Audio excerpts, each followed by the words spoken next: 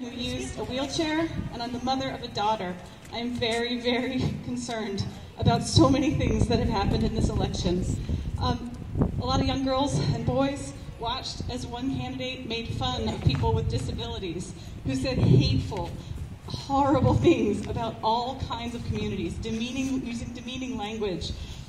I heard these things with my now 9-year-old daughter, and I was horrified and at a loss for how to talk to her about these things that were being said.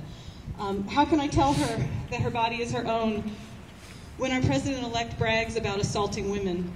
How can I talk to her about her concerns, her very real concerns about her friends at school, our neighbors and families who face harassment, intimidation, and violence because of their religious beliefs, their family structure, the color of their skin, their nation of origin, their gender identity, or their sexual orientation?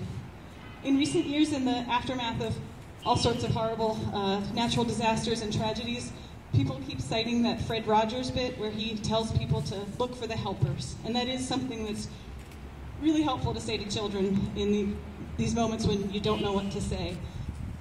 But I've been finding myself telling my daughter to look for the helpers, like the nurses and the rescue workers, but also to look for the protesters. Woo!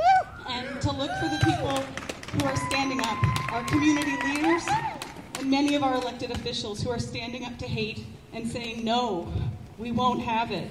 We just won't. We won't have racism, Islamophobia, xenophobia, and hate as a normal, everyday part of our lives. We have to say no.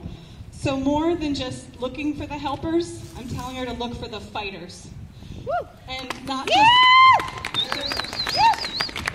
And not just to look for them, but to be one of them, to be the helpers and to be the fighters, to stand up when we see oppression, when we see people's rights being violated, and to join with others in our community to be a part of this movement.